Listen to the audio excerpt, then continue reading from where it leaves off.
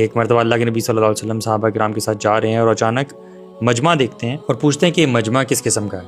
تو لوگ انہیں بتاتے ہیں کہ لوگ مل کر قبر کھود رہے ہیں. تو اللہ کے نبی صلی اللہ علیہ وسلم گھبرا جاتے ہیں. These are the words of حدیث کہ اللہ کے نبی صلی اللہ علیہ وسلم گھبرا جاتے ہیں، بھاگتے ہیں، صحابہ سے پہلے اس جگہ اس قبر تک پہنچتے ہیں، لوگوں کو ہٹا کر گھٹنوں کے بل بیٹھ جاتے ہیں اور پھر رونا شروع کر دیتے ہیں. اور حدیث میں آتا ہے کہ وہ اتنا زیادہ روتے ہیں کہ ان کے سامنے کی زمین جو ہے وہ گیلی ہو جاتی ہے.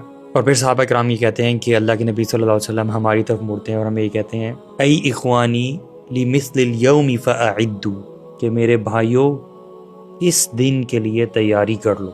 اور مجھے یہ سب کچھ اور بھی زیادہ محسوس اس لیے ہو رہا تھا کیونکہ دس از رسول اللہ صلی اللہ علیہ وسلم ہو از کرائنگ، اور اتنا زیادہ رو رہے ہیں کہ مٹی گیلی ہو رہی ہے، اور پھر یہ کہہ رہے ہیں کہ اس دن کے لیے تیاری کر لو. سو اے اسٹرانگ پرسنالٹی لائک رسول اللہ صلی اللہ علیہ وسلم.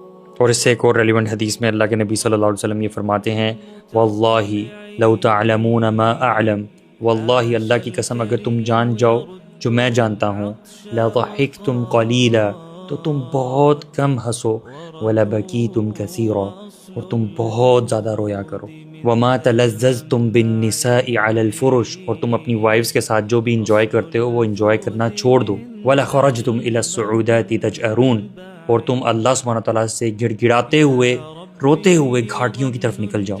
تو can you imagine what he is seeing?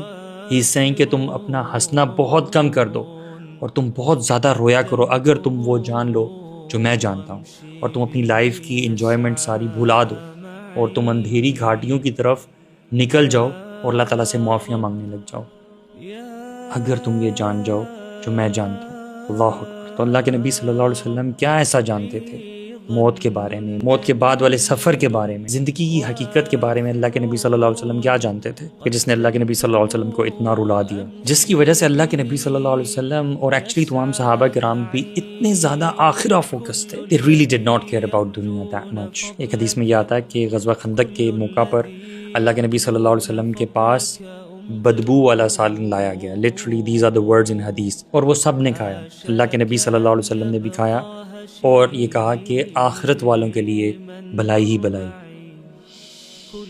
Allah Akbar. If رسول اللہ صلی اللہ علیہ وسلم wanted, he could have everything whatever this world has to offer. Everything. Allah Akbar. It's definitely a great reminder for us, my brothers and sisters. اللہ سبحانہ تعالیٰ ہمیں بھی دنیا کی تمام اٹریکشنز سے دور کر کے آخرہ فوکس بنا دے اور ہماری نیتیں اچھی فرما دے. That's what I pray.